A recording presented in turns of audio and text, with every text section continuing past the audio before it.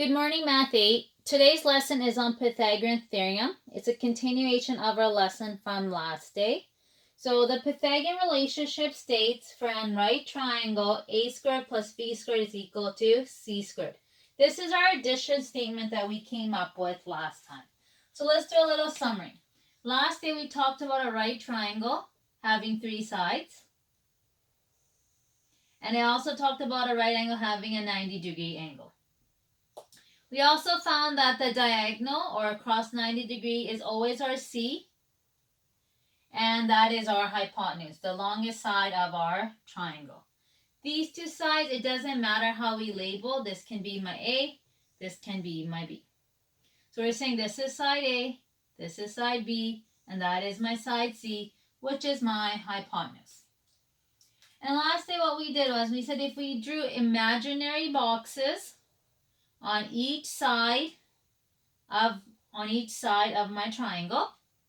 This will be my A, this will be my box B, and this will be your box C. And we said once we find the area of box A and we add it to the area of box B, that should give us the area of box C. And that is his formula. He writes that formula as A squared plus B squared equals C squared, because A squared is the area of this box. Because we take the A and we multiply it with itself. Then to find the area of this box, we take B and we multiply it with itself. And for C, we take C and we multiply it with itself. That's how we get the area. And if we add these two areas together, we should get this area. So that is the formula he came up with. And today we're going to work with this formula to solve some questions. Example 1. For each question, find the unknown side using the formula a squared plus b squared equals c squared. Okay, so letter A, I worded the question similar to your worksheet, and this is how you're going to see your questions. The first thing I want you to do is draw your triangle. So if I draw my triangle here, that's my first step. Once I've drawn my triangle, I want to label my sides. So I know this is A, this is B, this is C. Okay, I know side A is equal to 6, side B is equal to 5, and side C is my question mark. That is what I'm looking for. So your first step is to draw your triangle, just like we did. Second step is to label the sides using A, B, and C. And remember, this one could be A or this one can be A. These two sides doesn't matter how you label them. But that one has to be C. So once I've done that, I want you to now start off with your formula. My formula is A squared plus B squared equals C squared. Plug in your numbers. A is 6, so this becomes 6 squared. B is 5, it becomes 5 squared. And I don't know C, so it stays as C squared. 6 squared means 6 times 6. 6 times 6 is 36. 5 squared means 5 times 5 is 25. And C squared stays. Now I add these two numbers together. 36 plus 25 gives me 61. And that's equal to C squared. And your last step is, and this is different from last day, this tells us the area of the box attached. I don't want to know the area, I want to know the side. So to get rid of the square, I have to take the square root. I have to take the square root. So in my calculator, I use this button, I go the square root of 61. And if you get a decimal answer, you want it to one decimal place. So my answer is going to be 7.8 is equal to C. And that is my answer. So remember, you want your answer to one decimal place. So example number 2B. In this example, they give us our A, which is 8, our B, which is unknown, and our C, which is 10. So your first step again is the same. You want to draw your triangle. Now I want to label my sides of my triangle. I'm just going to stick with A, B, and C. I know A is equal to 8. I know B is my question mark because that's what I'm looking for. This time I know C, which is 10. Next step, I want to start off with my formula, which is A squared plus B squared equals C squared. Now I plug in my numbers. I know A is 8, so it becomes 8 squared. I don't know what B is, so it stays as B squared. And I know C is 10 squared. So all I did in this step was substitute my numbers in. Now I solve. 8 squared is 8 times 8, which is 64, plus B squared. 10 squared is 10 times 10, which is 100. But now, if you look at my equation, in the last example, the numbers are on the same side. This time, my numbers are on opposite sides. When the numbers are on opposite side, you're going to subtract. So my B squared is going to be equal to 100 minus 64.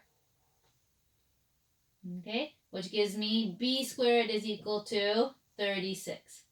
So the box of the area of the box that's attached to B is 36, but I don't want the area, I want the side. So I have to take the square root.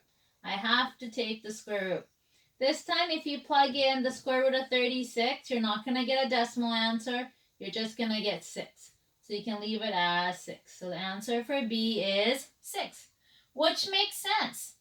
This number has to be less than 10 because C is your longest side. If you get this number to be larger than C, you know you did something wrong. So the part in example B that's different is that you have to subtract the numbers instead of adding the numbers together.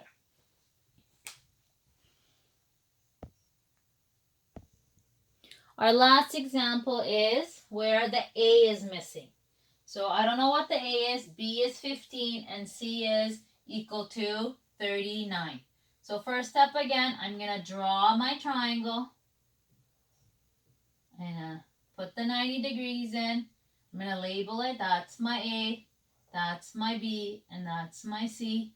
I don't know what A is. That's my question mark. I know B is equal to 15, and I know my C is equal to 39. So I drew my diagram. Next step, I start off with the formula. A squared plus B squared equals C squared. Now I plug in my numbers. There's no number for A, so I leave it. B is 15 squared, and C is 39 squared. That stays at A squared. 15 squared means 15 times 15, which is 225. 39 squared means 39 times 39, which is 1,521. Again, now if I look at this question, the numbers are on opposite sides of my equal sign. So I'm not going to add the numbers, I'm going to subtract the numbers. You always subtract the larger number from the smaller number. So A squared is going to be equal to 1,296. And I don't want the area of this box. I want to know the side. So I take the square root. I take the square root. And my A is going to be equal to, and in this case, it's a perfect square. And that gives me 36.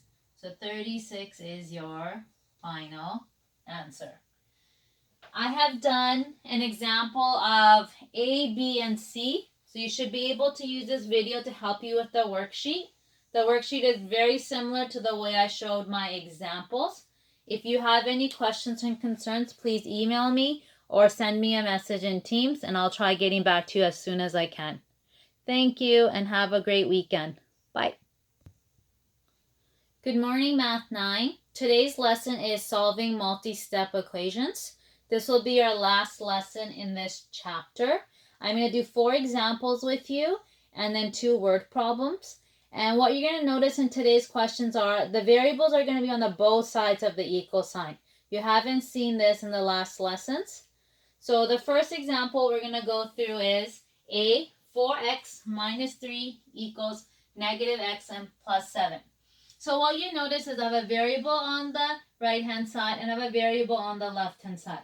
So your goal is that you want your variables on one side and your numbers on the other. So I'm going to bring this over to this side, and I'm going to do that by the opposite operation. So I'm going to add x to this side, so I'm going to add x to this side. This will cancel out. 4x plus x gives me 5x, so I have 5x minus 3 equals 7. Now I want to look at the side of the variable because a variable is on one side now. If I look at the side of the variable, I want to get rid of the 3 first because it's the constant. So I'm going to add 3 to this side. I'm going to add 3 to this side.